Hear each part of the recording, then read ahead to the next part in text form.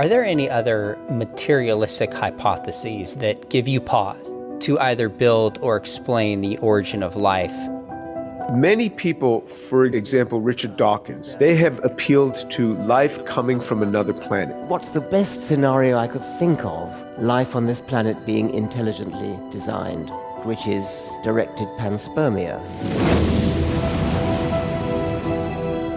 This whole idea of panspermia, it was delivered here either intentionally or unintentionally from another planet.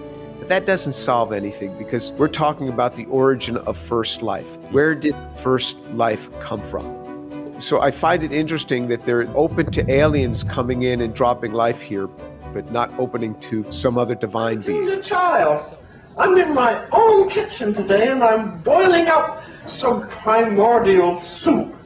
And there is a primordial soup machine. We're doing a recipe for the chemical building blocks of life. It's alive. It's alive. It's alive. It's alive.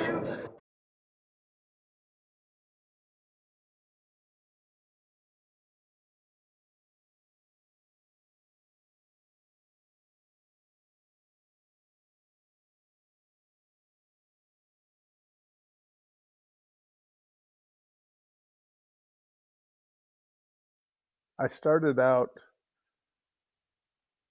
asking myself, am I prepared to defend my faith? Really defend it with hard evidence. And so I started these videos on my new YouTube channel, Why I Believe in God. And I intended them for our two sons. I didn't raise them right, and so they are agnostic at the best. So I recently had a discussion with the eldest son, and he said that there is no evidence for a God. And I disagreed with him. And he said, well, what is it? And I said, well, okay, let's start talking about it. Well, I don't want to talk about that right now. And so I thought I'd do it in a video.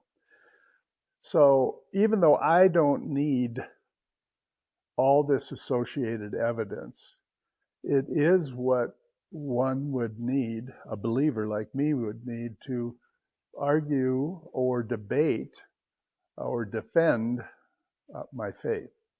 And this is designed for my sons.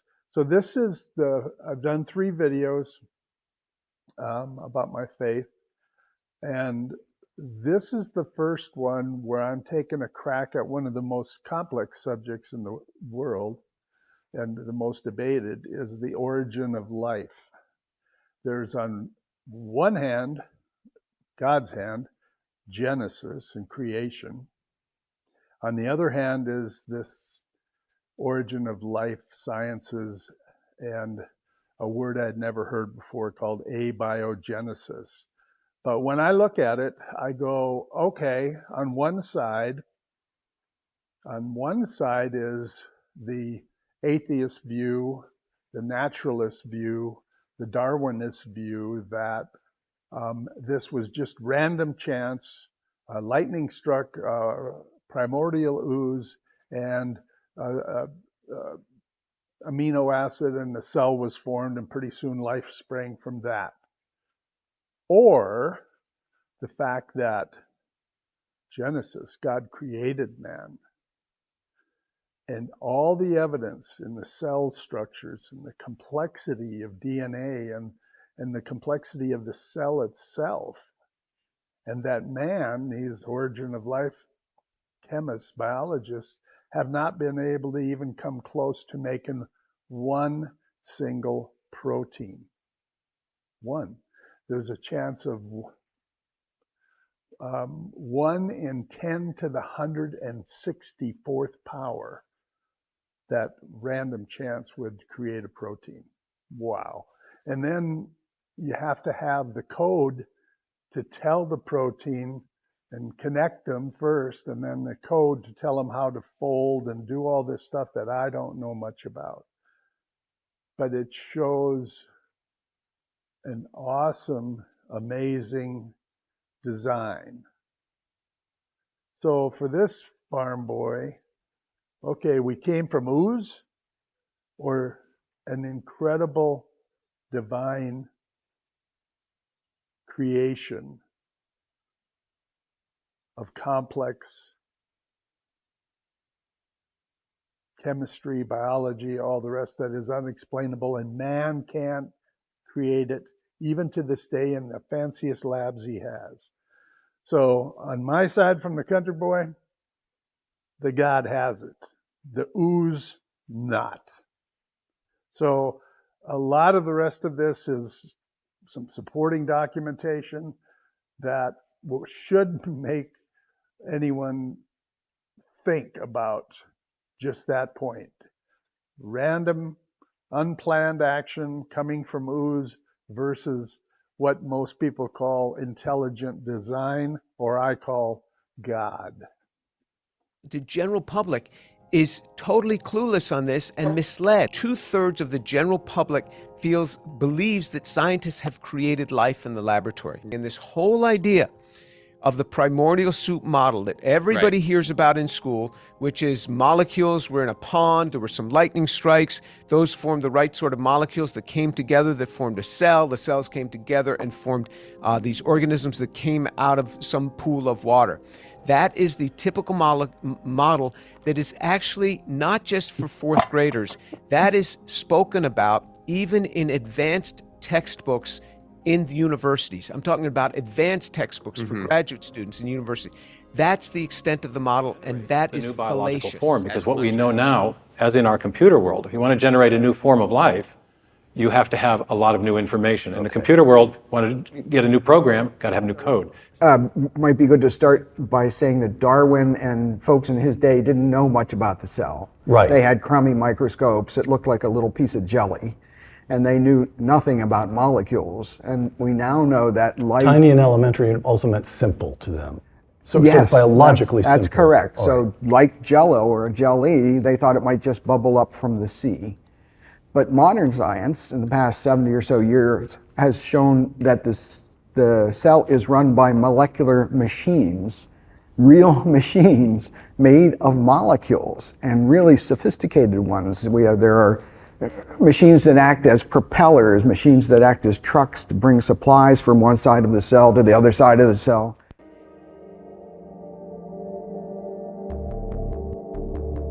When applied to the origin of life and the random formation of large biomolecules, probability theory clarifies the limitations of chance as a creative agent on the primordial Earth. For example, what are the odds a single protein could form exclusively through the blind interactions of chemistry? Our target is one smaller than average molecule made from 150 amino acids, each aligned to ensure a folded chain. Researchers have calculated that on the ancient Earth, the probability of success was 1 chance in 10 to the 164th power. That's one correctly sequenced protein chain for every 100 million trillion trillion trillion trillion trillion trillion trillion trillion trillion trillion trillion trillion trillion failed attempts. These nanomachines that Mike has made famous through his work, for example, the bacterial flagellar motor or the ATP synthase. One's a rotary. This man has made the flagellar motor a rock star. Well, he kind of has. He kind of has.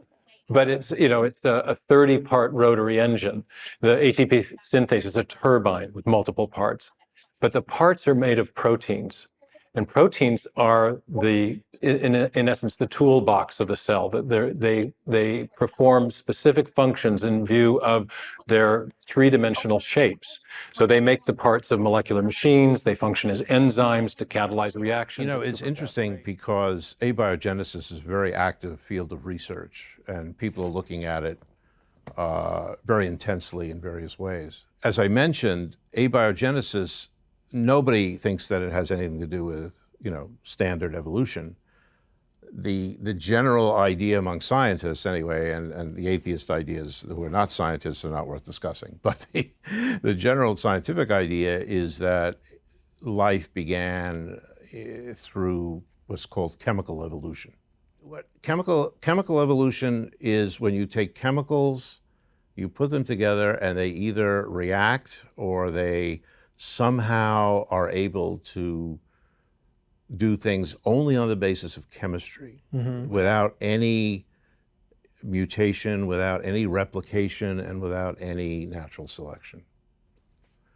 And that's pretty hard to do.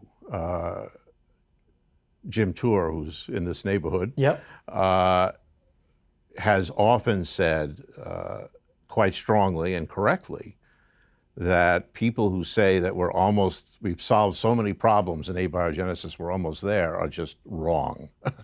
He says it a little more strongly than I do. I was listening to something with him the other day. And but he's correct. He's so forceful. Yeah, he's forceful, but he's right. And I know why he gets frustrated sometimes, because he is a chemist, a very good chemist, and he knows more than anyone that that's not how chemistry works. Chemistry, Answer. People say, well, why don't you publish papers saying that? Well, absolutely I have. I have published 5 papers in the field. They ignore them. Clemens Reichert, they ignored him. He says you can't have all this human interaction. He published this paper, I think it was 2018, Nature Communications. So they just keep ignoring all of these signs when people throw up roadblocks. And I'm not the first one to point out these problems, not at all. People have been writing books about this since the 1980s.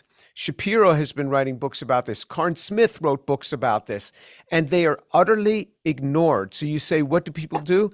And then the general public is totally clueless on this and misled, because the general public, surveys have been taken, 2/3 of the general public believes that scientists have created life in the laboratory, life like single cells, and 1/3 of the general public thinks that scientists have made simple, complex organisms like frogs, small complex organisms like frogs in the lab.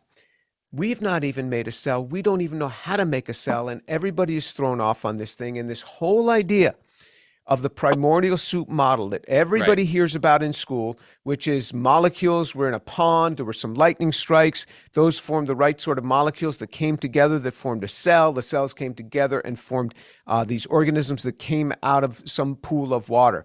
That is the typical model that is actually not just for 4th graders. That is spoken about even in advanced textbooks in the universities. I'm talking about advanced textbooks for graduate students in university. That's the extent of the model, and that is fallacious. Okay, I'm glad that there is some number of mutations that had to have taken place to create the life that we see around us, and it just doesn't add up. Is that right, roughly? Oh, it's much worse than that. Because I think one of the very important things, and I'm not a biologist, but I do study the biologists as carefully as I can, is that Darwin's theory, whatever it does or doesn't do, says zero about the origin of life. He didn't claim to speak about the origin of life. He always presumes that the preexistence of a form from which other forms evolve. Okay. But unfortunately, for many years, Richard Dawkins obscured everything, obfuscated the whole situation. Dawkins, the Oxford biologist. That's right, because he said that natural selection, which Darwin discovered, and he describes it as a blind automatic process, is responsible for the existence and variation of all of life. Now, he later admitted, it took far too long to do it, that evolution in the Darwinian sense cannot be responsible for the origin of life, for the simple reason is that evolution, whatever it does or doesn't do, presupposes the existence of life. Right. So you have 2 separate problems here. One is the origin of life, which we'll goes come back to that one, I promise. Okay, we'll come to that goes one. back to the origin of information, as Stephen has mentioned. But the second is just the sheer calculation. Now, you mentioned things in your questioning that have to do with the origin of life, proteins and so on. And one of my examiners at Cambridge was Sir Fred Hoyle. And he came to Cardiff, where I was a lecturer many years ago, and he shocked everybody he just stood up and said to an absolutely packed crowd, because he was famous, he said life cannot have originated on Earth. And there was a collective gasp, and he said, I've done the calculations, and mathematically it is simply impossible. There isn't enough time. And I actually have a copy of those calculations at home. And he just said it's quite obvious if you do the calculations, and he puts it very simply and pregnantly, you know, rabbits produce rabbits and very little else.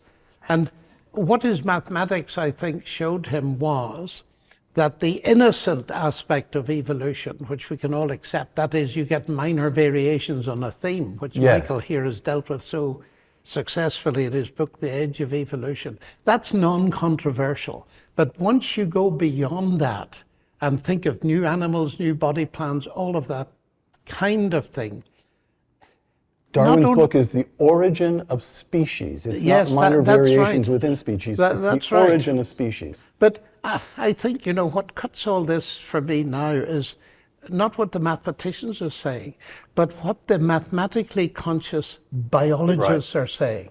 Now, one of my friends in Oxford is a very distinguished biologist, Professor Dennis Noble, and he has just made absolutely clear.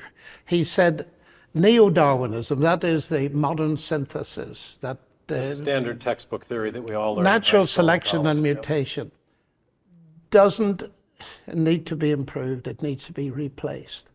And he almost was quoting someone like Lynn Margulis, another very distinguished person, who said it's dead.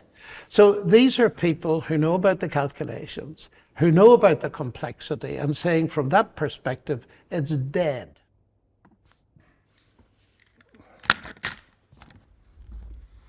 I'm a synthetic organic chemist.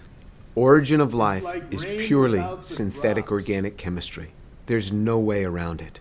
I'm perfectly situated to be commenting on this, to be critiquing the origin of life research. It is abiological. It is before biology takes over. This is purely synthetic organic chemistry. And making these compounds, it's very simple. 4 classes of compounds. You have to make them from what's available on a presumed prebiotic earth. And so the chemistry is not hard for a synthetic organic chemist to follow, and any trained synthetic organic chemist can follow me on this. And I've never seen a synthetic organic chemist disagree with me on this. In fact, the people that might disagree with me are biologists because they've never made anything. The only thing they may have made is they buy a kit and they make it, which is made by chemists, but they've never made anything ab initio. And so it's the synthetic chemist that can critique origin of life research better than anyone else. So go ahead, ask your synthetic chemist friends to listen to what I have to say. If they have anywhere a master's degree or beyond in synthetic organic chemistry, have them critique what I say.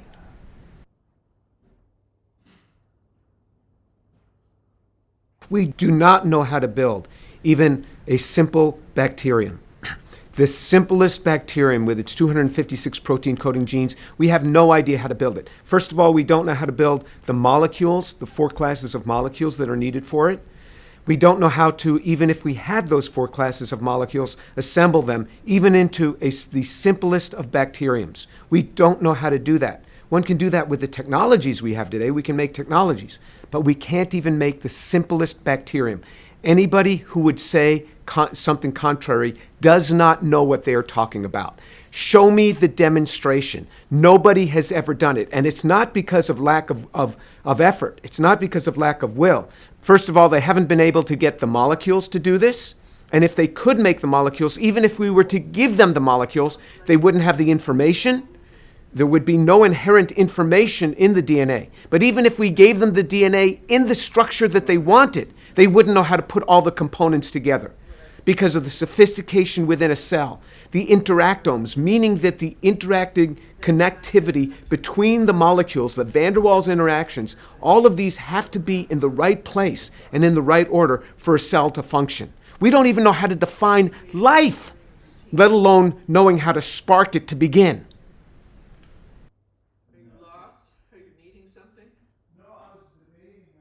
When one looks at a typical textbook, one will see some prehistoric pond and molecules and those molecules coming together and forming a cell, and those cells coming together and some slithering creature coming out of this pond. That is fallacious. There is no truth in that. We don't even know how to make the molecules. We are lost on how to do this. We can't even make the basic building blocks. But even if we could, from prebiotic type environment to make these, with all the intellect that we put into this, even if we could make them, we have no idea how to assemble them. You say, well, we can make the liposome, the cell membrane. We cannot. There's over 40,000 lipids have been identified in cell membranes. You want to take some simple ones? It's not just individual lipid membranes. You have to have the inside and the outside of the membrane have to be different. You have to have this huge array of proteins, that transmembrane proteins, and you have to have carbohydrates on the surface as identifiers. Even in the simplest bacterium, we have no idea how to put the structure together. It's not there.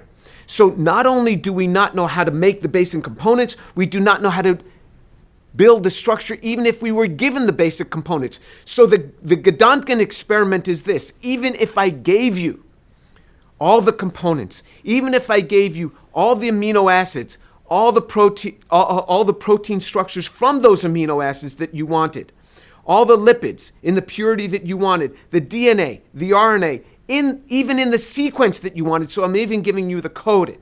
And so now I say, and all the nucleic acids, can you now assemble a cell here in your individual bodies, not in your individual laboratories, not in a prebiotic cesspool, but in your nice laboratory? And the answer is a resounding no. And if anybody claims otherwise, they do not know this area.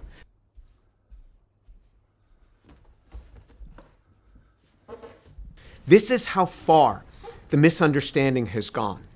Even science professors, even biology professors, think that there is a near building of life, that we understand all the ways to build life. We do not.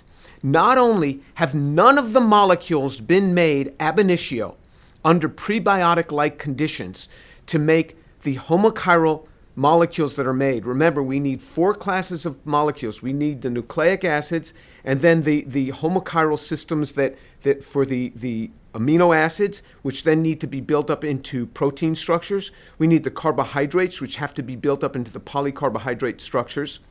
And then we need the lipids, which also are chiral. All of these we need in homochiral form. We don't know how to do this in any prebiotic type scenario at all. These have not been made. And then to assemble these into a cell, it's never been done. So there's a gross misunderstanding. And this misunderstanding has come because of the projections of those who work in the area of origin of life. They do one little thing and then they extrapolate it, and then they work with the press to ramp it up even more, and they project as if they really know it.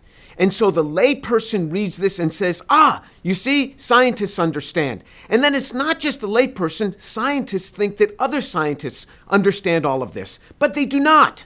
There's a great negative outcome of this beyond just leading the audience, leading the general public astray. What happens ultimately is you end up with 100 million people in the United States that no longer believe this. And then you have the scientific elite saying, why is there 100 million people that don't buy into this? And that distrust will go beyond just that particular topic. It will extend into other topics. And so it yields a distrust of science.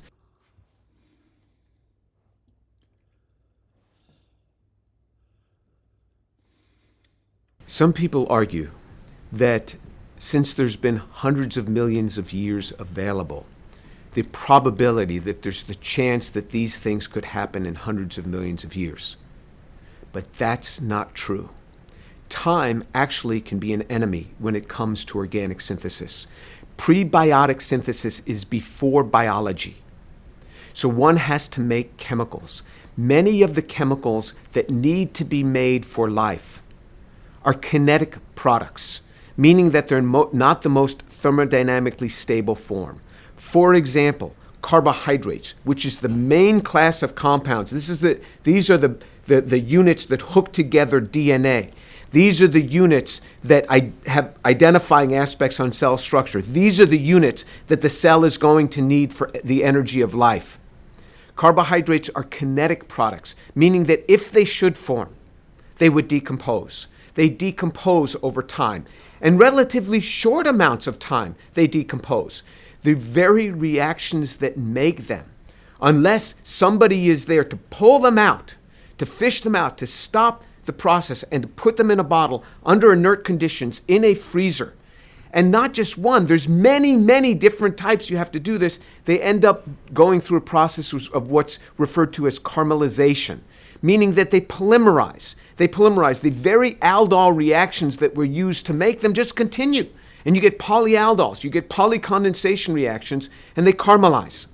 Or they undergo, with formaldehyde, which is a presumed prebiotic chemical, they undergo rapid Cannizzaro reactions. So the aldehyde is oxidized to formic acid, and this nice carbohydrate that you made has just been reduced. So the aldehyde from the carbohydrate has gone back to an alcohol. So there's competing reactions. So time does not solve the issue. The other problem is if you had 400 million years to get to a certain point in a synthesis of a particular class of compounds, now you run out of material. Anytime you do synthesis, you run out of material, even when you've optimized yields, and you got to go back to the beginning. Well, say it took you 400 million years to get to a certain point on a synthesis. Now you have to go back and make more. But how do you go back and make more? Because nature never kept a laboratory notebook. Doesn't know how to go back. Never kept a record. So even if it could make more, it doesn't know how to, so it's got to start all over again somehow. But it doesn't know how to start over again. Doesn't know why to start over again, because it doesn't know what it's going toward. So if you look at it, people have been trying for a long time. If we just take Miller-Urey as the first example, where Miller and Urey took some basic chemicals that are presumed on a prebiotic earth, hydrogen cyanide, formaldehyde, and CO2, and they put those across a high voltage, simulating lightning, you can get some racemic amino acids out of those. But those racemic amino acids were racemic. Okay, that was in 1952. That was 2/3 of a century ago. What has happened in 2/3 of a century since Miller-Urey in other fields? Well, we've had human space flight. We have satellite connectivity. We have the internet. We have the entire silicon era of microchips, and we have computer technology. We have all of this. In the same 66 years, 2/3 of a century, we are still exactly where Miller and Urey were. We make a barrage of stereo-scrambled chemicals, nowhere close to even knowing how to make them and hook them together. They got to get hooked together in the proper order. We are clueless on this. Clueless. Because time doesn't solve this. Even with all our ingenuity, time is not going to solve the problem. You let these chemicals that have been made, you let them sit around, even for months, and you can look even in the origin of life researchers themselves. When they've let these go for weeks, they show the degradation of these in a period of weeks. Weeks is the twinkling of an eye when it comes to prebiotic timescales. The chemicals decompose. The environment for the chemicals, environment rich in ammonia, is going to turn carbonyls into imines. These are going to cause further destruction. The ammonia environment itself is quite basic. You're going to have extended aldol reactions coming on. So to think that the molecules could be made and sit there waiting for other molecules to come in, it doesn't happen. Organic chemistry doesn't work that way. Any student that is lazy enough to set up reactions and like to go home for the weekend without working them up pays the price for that, with a depressed yield generally. As soon as the reactions are done, or as soon as what you want is the optimized yield, you have to stop that reaction, get it away from the starting materials, or else what happens is it goes on to polymerized product. Especially when you're making kinetic products, which is not the thermodynamically most stable product, which is exactly what you get in many of the chemicals that are needed for life. So time is actually the enemy.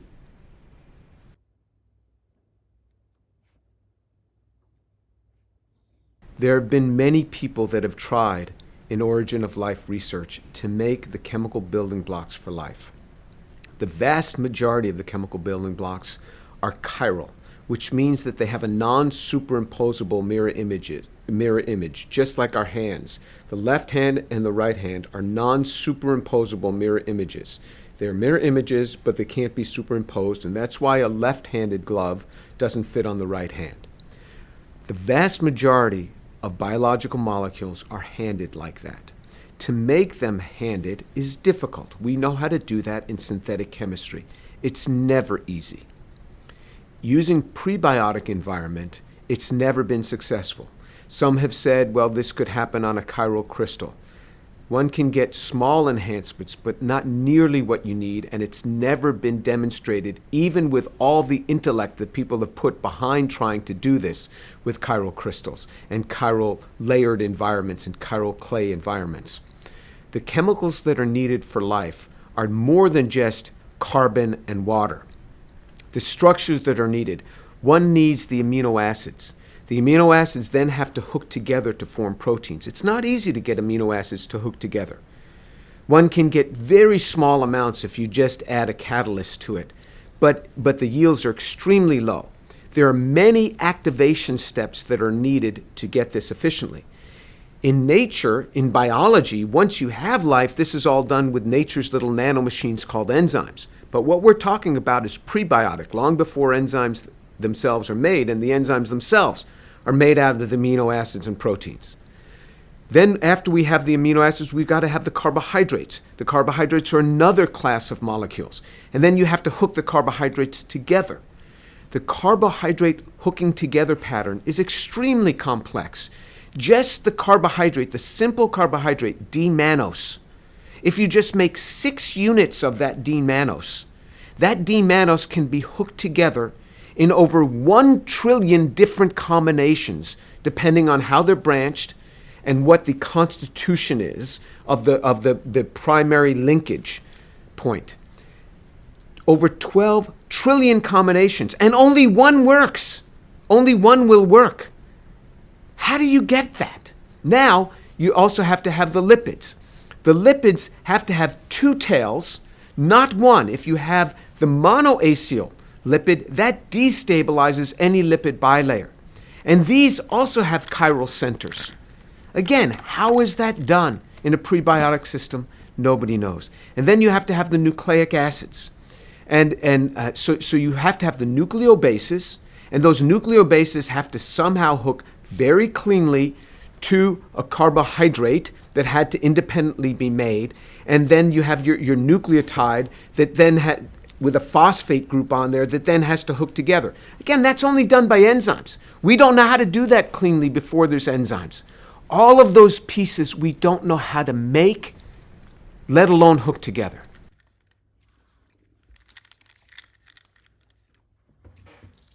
Some might suggest that there are certain laws that we don't yet know, undefined laws, that would dictate the origin of first life. It's very hard to comment on something that we don't know anything about. However, one would have to have law upon law upon law upon law, one after another, to make the requisite molecules needed for life, and then to have those requisite molecules assembled. Because even if one had the molecules, which is very hard to do, how do you do the assembly? We don't know how to do that.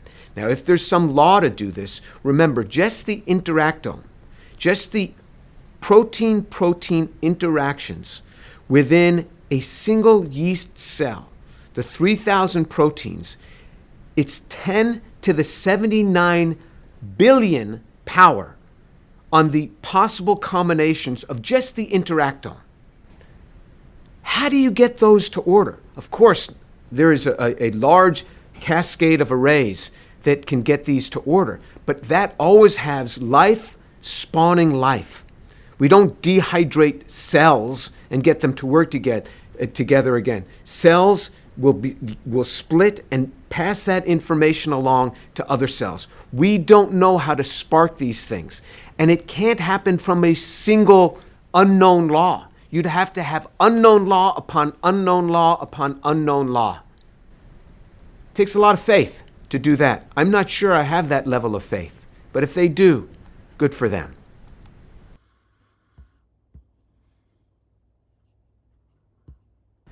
Every year we understand more about the complexity, so we are more befuddled now than we were in 1952, because we found that this is not just a massive protoplasm, highly complex environment.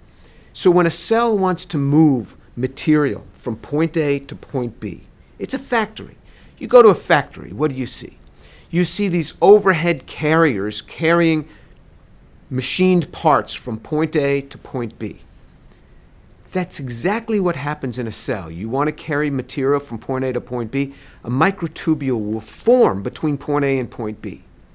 And then materials will transfer across that. But then what happens is that microtubule then dissolves and then is reconstructed somewhere else where you need other material transferred between any other 2 points. Why does a cell go through this? Because if it kept all of those microtubules in place, it would become too rigid and it couldn't function, and it would run out of the building blocks to build more microtubules.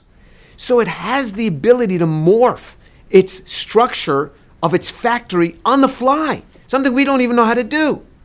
The complexity of this is so grand. And the complexity becomes more and greater every day when we start understanding the complexity of the interactome, which is not merely protein-protein. You have protein-DNA interactions, the interactomes between these, the van der Waals interactions between these the non-covalent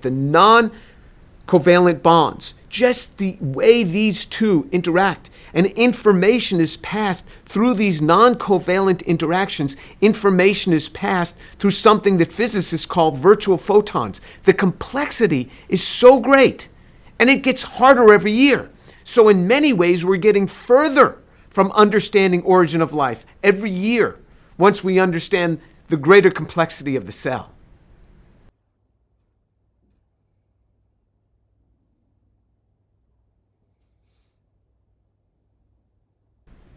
So if one wants to use a probability argument to say that there must be billions of inhabitable planets in our universe, or even going with string theory and suggesting that there are multiverses, so there's lots of universes like ours that go beyond even our universe, the numbers are still difficult. So remember, just the protein interactions in a single yeast cell are 10 to the 79 billion combinations. The number of elemental particles in the universe is 10 to the 90. We got 10 to the 90 elemental particles in our universe, let alone planets. Particles in our universe the estimate is 10 to the 90. I'm talking, so that's a 1 with 90 zeros after it. Just the interactome combinations of just protein-protein in a single yeast cell is 10 to the 79 billion. That's a 1, not with 90 zeros, but a 1 with 79 billion zeros after it. These are the types of numbers we're talking about. It's hard to fathom. Then in addition to just those 3,000 proteins that are there in that single yeast cell, you still need all the DNA, all the RNA. You need to have all the carbohydrates. Remember, the carbohydrates have all their own definition order by the way they're hooked up. Remember, just D-mannose, you can put more information in the carbohydrates that are on a cell surface than you store in DNA and RNA combined. And that information has to come from an original DNA template plus a series of other enzyme cascades. All of this is in that cell in addition to those interactomes. It's very complex. Origin of life is a complex problem, and it's hard to throw this at the feet of just large numbers. If it could be demonstrated that any complex organ existed, which could not possibly have been formed by numerous, successive, slight modifications, my theory would absolutely break down. Close quote. 9. Here's Michael Behe. The question then becomes, are there irreducibly complex systems in the cell? Yes, there are many.